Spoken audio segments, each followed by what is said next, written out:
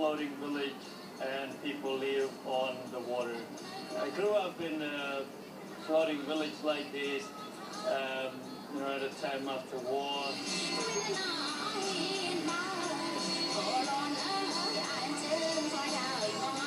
You don't really know that it's beautiful until you grew up later and you see all of these great natural wonders of this lake, and you started to appreciate more. It's really a pride for Cambodia to have this great lake and the nature's forests, everything's here.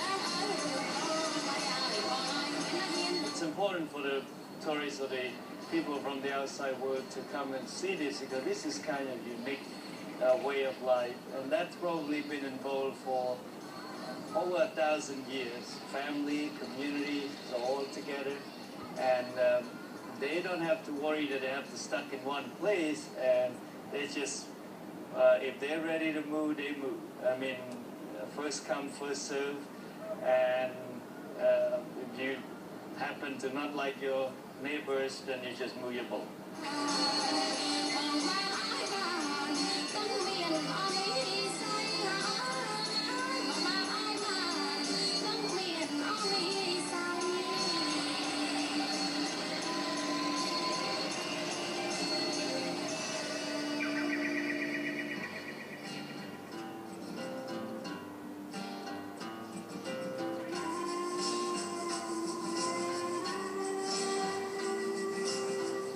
Standing here right in front of Angkor, this is the great Khmer masterpiece, great architectures built by the Khmer King.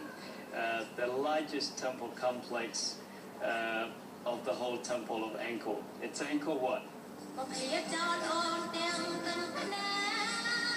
This is probably the most sacred shrine in Angkor today.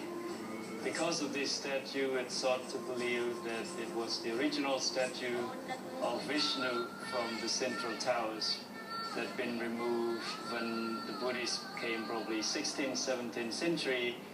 Then the statue is being here. The people believe that this was the spirit of protectors of the temples and also for their village and everything.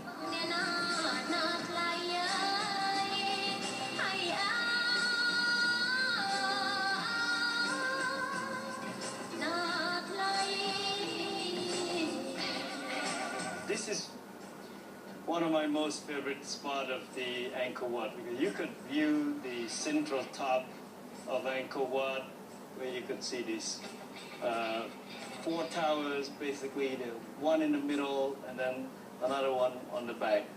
You know, there's no other place in the world that has these kinds of great monuments. This monument is standing as a great foundation of the nation. It's throughout all the history of Cambodia. Angkor Wat is still standing as a place now for tourists to come and see this heritage site.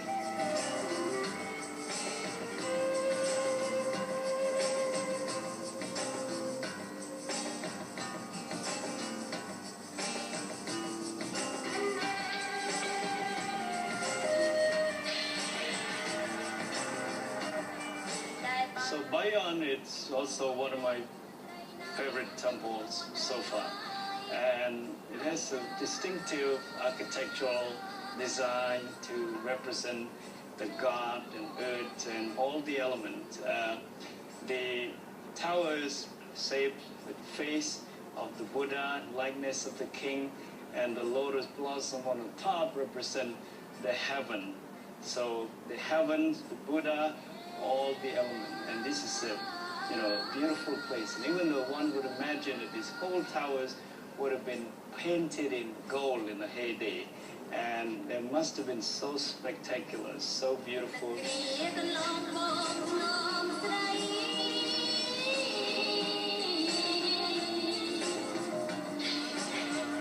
This is a temple of Thap Prom, which is a contemporary name. The old name is called Raja Vihara, which is mean a royal monastery. It's built by the most famous king of Angkor, Jayavarman VII, and that's the place he dedicated to his mother, so known as the Mother Temple. Today, for most tourists and most people coming here refer to as a jungle temple because the evidence of the jungle here, giant trees overgrown on top of the building.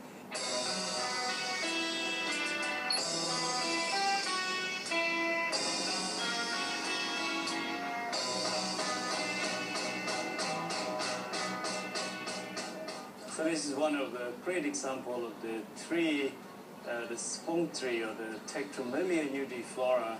It's kind of giant trees that started from the top and the roots coming all the way down to the ground and the whole thing go boom for like 600 years. And the tree probably about 300 or something years old, but this under the jungle for almost 600 years. And this is how many people recognize that this was a jungle temple because they saw that these giant trees here, you know, growing on top of the roof of the building like that. So it's part of the French idea to preserve this as a temple of the ruin, the way they found it. So it's kind of romantic of the French. You know, they even named the tree as a fromage. It means cheese. It's like a cheese melting down from the building. So the fromage is like a ripened brie or something, the illusion of the French in those days. So it's really something.